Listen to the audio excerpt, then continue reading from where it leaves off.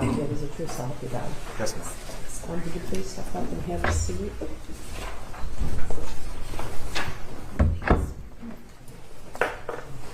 And then would you state your name for the record, spell your first and last name? My name is David Shaw, S-H-A-W. First name is David, V-A-D-I-D. Go ahead. Sir, I'm going to ask you to speak really as loud as you can, okay? Okay. How are you employed? I'm employed with the Detroit Police Department. Okay, and what do you do there? I'm assigned to the Special Response Team, which is the city's SWAT team. The SWAT team? Yep. Okay. How long have you been a police officer? For 13 years. And what's your rank right now? Corporal. Corporal. Okay, so I'm not familiar with Detroit Police and their ranking structure. Tell me what that means. So Corporal is essentially would be a field training officer or a trainer of other police officers. Essentially that. Okay. And how long have you been assigned to the City of Detroit Special Response Team? For approximately 10 years. 10 years? Yes, sir. Okay. And where did you work prior to that? I worked on Eastern District, which is like a Gunston and Gratiot. Okay, so would that be a patrol officer? Correct. Yeah. Okay. So tell us very please, what are some of the responsibilities of a member of the Detroit Police Special Response Team? The Special Response Team serves high-risk search warrants, usually for homicide suspects or dangerous people, and then we also do barricaded gunmen, so get domestic violence and someone barricaded in the house. They don't want to come out. Police officers will call us and we respond to that scene. Okay. So you've had specific training when it comes to executing search warrants and arrest warrants? Correct. Okay. So how many, we would call this a raid. Would that be right? Fair. That's fair. Okay. I don't want to put words in your mouth, but I just want to make sure we're talking about the same thing. Yep. Okay. So how many times have you executed either a search warrant or an arrest warrant? I don't know the number off the top of my head. I mean, give us a ballpark if you can.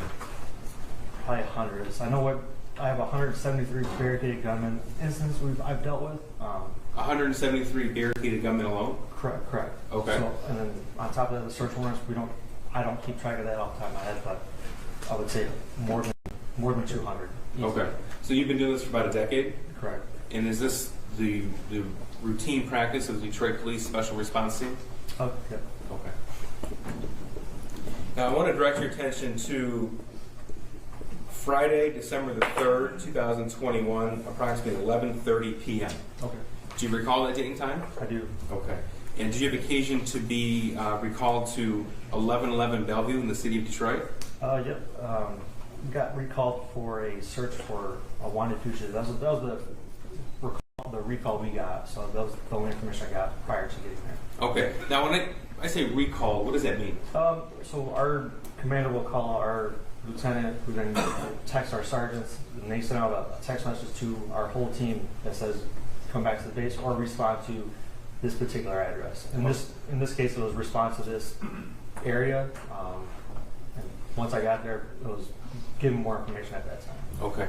So I take it 11:30 at night on that Friday night, you weren't in the office itself. Would that be correct? Yeah, that was at home. Okay. So when you're recalled, you're always on call, but you're called to duty?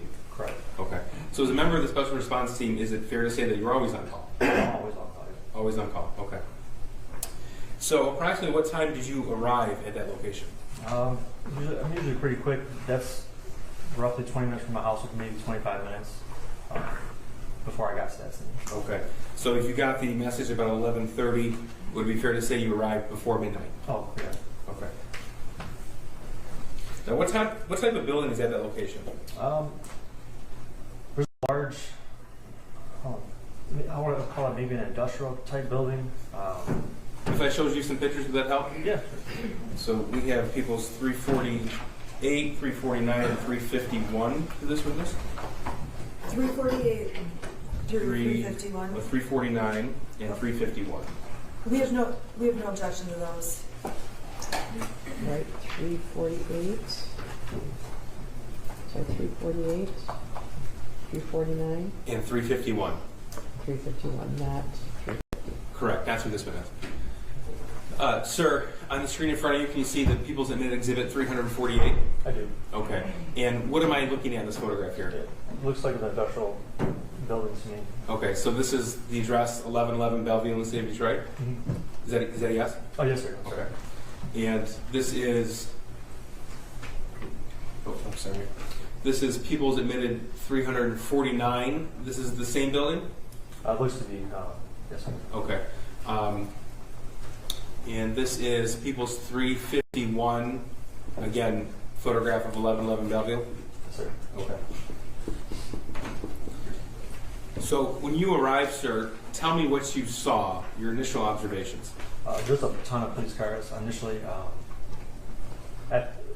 With this particular incident, there wasn't anywhere to set up on, like a barricade government would be, so I kind of waited until we had more officers show up to the scene prior to making entry into the building. Okay. So let me stop you right there. You said a ton of officers are already in scene. Was that your team members or were other officers? There was other people. So there's, I couldn't tell you what agencies or what units were there, but it was more than just SRT. Okay, so it's more than Detroit Police Special Response. Was it also, excuse me, more than just Detroit police officers as well? To be honest, I couldn't tell you. I didn't see any other city cars, but there was a lot of Detroit police cars, and then as we started showing up, this was prior to making entry. Once we were in the building, there was multiple agencies, and multiple tactical teams, or at least one other tactical team that we ended up running into while we were clearing. Okay. So, sir, tell me, you arrived a little before midnight, you said, and at that point, were your team members already there? No, I was the first one there. I talked with I believe it was the commander or a lieutenant that was on the scene already. He kind of gave me a rundown of what was going on. And we kind of formed a plan and waited for other guys to get there before he made entry to the story. So you were recalled from your home, you said? Correct. Okay. Were you wearing the uniform you're wearing today? No, sir. Tell me what you were wearing. It's essentially an unmarked uniform, but it's a black tactical shirt, which allows me to apply patches to each shoulder, so I'm able to identify myself as a Detroit police officer. Then I have a heavy vest on that says police across the chest. Heavy vest is what? It's a bulletproof ballistic vest with heavy plates inside for protection from firearms. Helmet, usually a mask. At this time it's pretty cold, so I usually do wear a face covering. Also have my badge on, my rig that I use for my gun belt, and that's essentially it. Everything's all black though, except for the police and white lettering across the chest. And that's the standard uniform of the Detroit Police Special Response Team? Yes, sir. Okay. So once you met with the other team members and a plan was organized, what happened next? We actually made entry to this building where there was a ton of officers there already. Give us an idea of how many. On the main floor, when we first went through the front door, there was roughly 20 people in there, just in the initial spot. Just in the main entryway? Yeah. Okay. And there were officers that were dressed kind of plain clothes. Some guys that maybe they're dressed like DFAT, which would be like jeans and a shirt, but a vest that identifies them as police. What's DFAT? The Detroit's Fugitive Apprehension Team. Okay. And there was other, like I said, other officers there that looked to be like a tactical team. Okay. So you weren't the only special response team on the scene? I wouldn't say no. All right. And we've already heard testimony that this building had 3 floors to it. Is that accurate? Yep. Okay. So tell us, sir, what is the first thing that the Detroit Police Department Special Response Team did? So after making entry, we started searching the main floor kind of slowly. I know we did breach 1 or 2 doors on the initial entry. There was a room right to our right when we went into the door. We had to breach a double door. We breached that one. And Let me stop you right there. Breach, what does that mean? We used a ram, and a manual breach is you're breaking the door open, you're defeating the locking mechanism. Okay. And that's what we did. So that was on the first floor of this building? Yes, sir. Okay, so who used the ram? Was it you or another member? It was another member. Okay. So describe to us what happens when you use the breach to defeat a locking mechanism. You're essentially banging a 35-pound metal ram against the door until it opens. Until it opens? Okay. Yeah. And were you able to breach that door in this particular instance? Yes. Okay. And what was found in that room, if you recall? Nothing. It actually ended up wrapping around to another door. We ended up going out that door and back into the hallway that we were in, but we had cleared that room and the conjoining room before we went back out to the hallway. Okay. Now, at some point, was Detroit Police Department's Special Response Team coordinating with other tactical units on scene? I believe my commander was, or my sergeant. I was not personally. That's fair. But I couldn't. I would assume they were. Okay. So just walk us through then where your particular team went that evening. We started on the main floor, and we were given information that the 2 wanted fugitives went up to the second floor and never returned back downstairs. So that kind of forced our way. That kind of pushed us to the second floor. Were other officers on the second floor already? Correct. Yes, and that's when we ran into that second tactical team who said they had cleared the second floor. They cleared all the open doors. Okay. So we ended up clearing the closed doors as much as we could. At some point, somebody gained access to our keys, and we were opening the closed door, locked doors with the keys. Okay. Now, at this point in time, when the tactical units were inside the building, were there other police officers on the exterior of the building? Yeah, there was police everywhere. I would assume. I'd be guessing at this point, but I would bet there was police on the perimeter of the building. Okay. And you said police everywhere? Yeah. Were there emergency lights activated in vehicles? I'm not 100% sure of that. That's okay.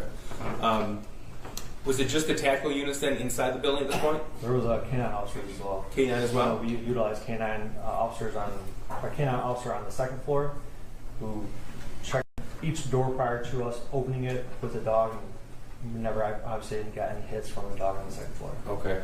And to your knowledge, were there other teams on the third floor at this point in time as well? I'm not 100% sure. That's fair. Where did you go after the second floor was cleared? If I'm not mistaken, I think we went up to the third floor before returning back down to the main floor. Okay. So at some point in time, you and your team returned back to the first floor. Correct. Okay. And why did you do that? At some point, one of my supervisors was given information that the room the wanted fugitives were supposed to be in was on the first floor. At some point, someone asked if it had already been cleared, and which they said no. So, okay, so we went back down directly to that room. Okay, and you were given a set of keys for that? Yes, sir. Okay, do you recall who gave you the keys? I never got the keys. Somebody opened the door for me. I was just number one into that room. Okay, so tell me, that suite in particular, if I told you suite 130, would that sound right to you? Yeah. Okay. That suite in particular, what's the proximity from that location to the location where you used the 35-pound ram to kick in the door? It's on the same floor, on the same side of the building. Probably guess maybe 10 or 15 feet away. Okay. Like that. All right. Now, at this point in time, were the Detroit Police Department Special Response Team equipped with body-worn cameras? Yes, sir. Okay. And to your knowledge, was yours activated that night? Yes, sir. Now, how long would you say that your particular team was on this location from the time you arrived to the time that you entered Suite 130?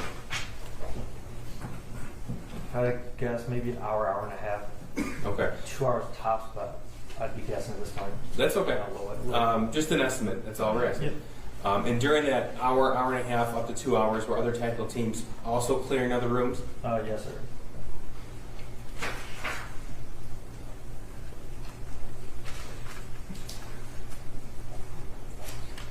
Now, your body-worn camera would have a date and time stamp on it, if you know. Yes, sir. Okay.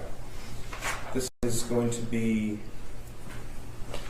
People's 347. I don't believe there's an objection. No, there's not. We stipulate to the admission. 347 is admitted.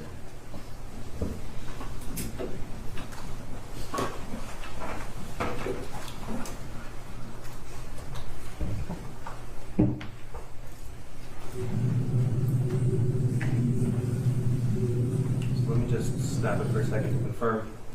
This is December the 4th, 2021 at 1:33 in the morning. Okay. Is that right? Yes, sir. Okay. And this is camera from your body-worn camera? Yes, sir. Okay, tell us quickly, where is that camera affixed on your uniform? I have it fixed to the right side of my chest, just underneath my magazine carriers. Okay. I have a lot of stuff here, but it's just a space pretty much right underneath my right arm.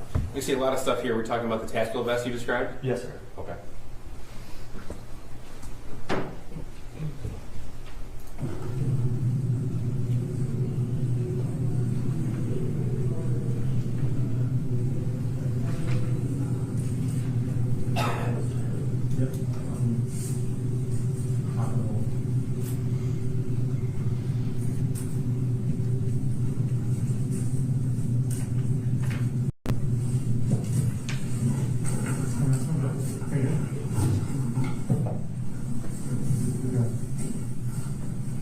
Let me see those hands. Let me see those fucking hands. One person at a time. Let me see those hands. Yep. Let me see hands. Keep those hands where they're at. One hand. I'm gonna go hands. Turn around. On your stomach. Get on your fucking stomach. Hands behind your head.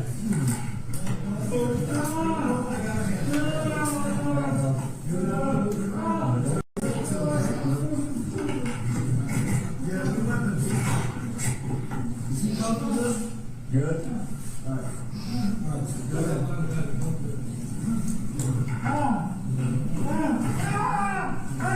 Stand up. Stand up. What's your name? James. James what? Crumbley.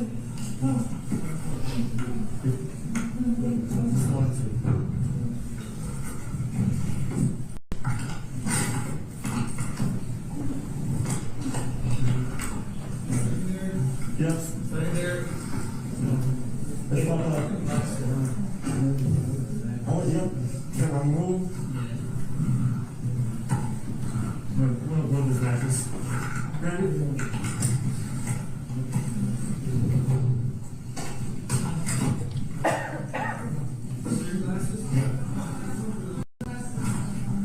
These are yours. Those are mine. Those are mine. I'm going to put the glasses on. Look at him. Where almost. Seriously.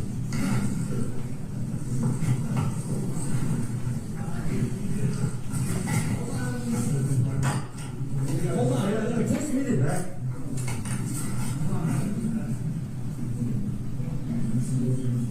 No, I'm good. Kind of double check. This is not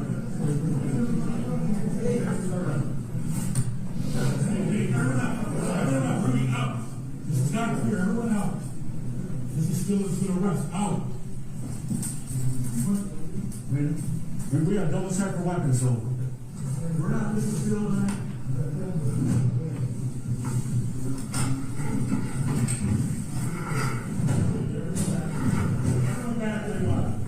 And sir, we overheard an officer say with the double check for weapons, it's not the special response team's function to actually search for evidentiary items just for weapons? Correct.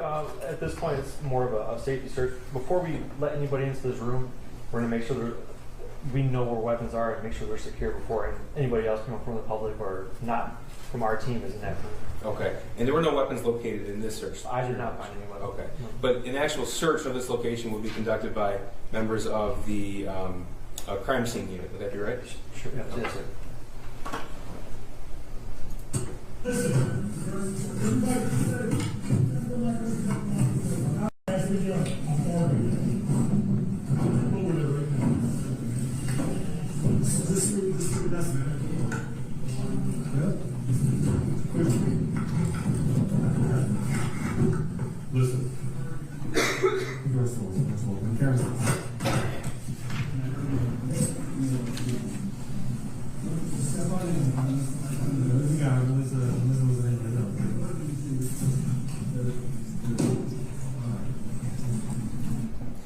Sir, I stopped at 1:37 and 1:37 a.m. 41 seconds. Where my cursor is, this is a window. Oh, yes, sir. Okay, and those are the windows we saw in the photographs earlier admitted that face the parking lot. Yes, sir. All right. Now, do you even know the identities of the individuals, if you recall? I believe before we made entry, we were given information that we were looking for these particular people. Okay. So it's James and Jennifer Crumbley. Yes, sir. Okay, fair to say it was a Detroit Police Department law enforcement investigation. Yes, sir. Okay, so you were given the information that the fugitives could have been there. Yes, sir.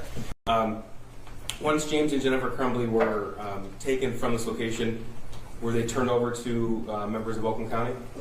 Turned over to, I believe, our DFAT unit right at the door to this room. Okay. And that was that's when we as a team released custody to those. All right, but that wouldn't have been your function. Would happen with them after. Right now. Okay. Now, from the video, it depicts that they were found on a mattress on the floor of this suite. Is that correct? Yes, sir. Okay. You have testified that you used a ram to breach a door about 10 or 15 feet away from the entry door to this suite? Yes, sir. Okay. And that was before that you made entry into this particular room? That was initially when we first made entry into this building, maybe an hour prior to that. Okay.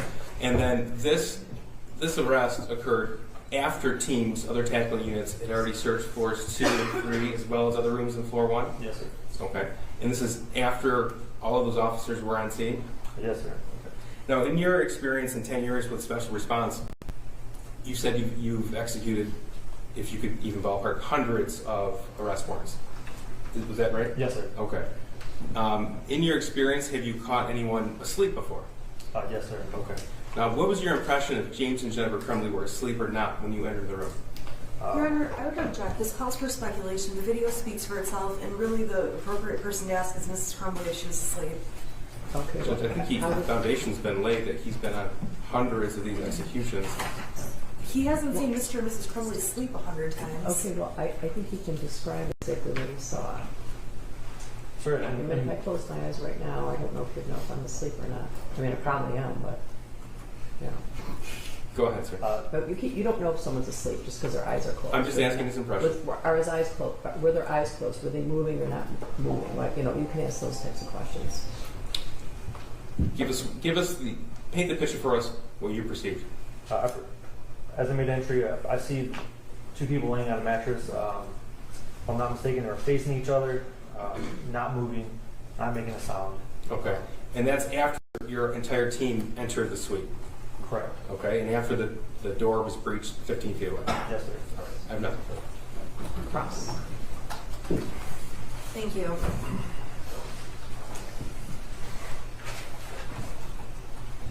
Good afternoon. Good afternoon.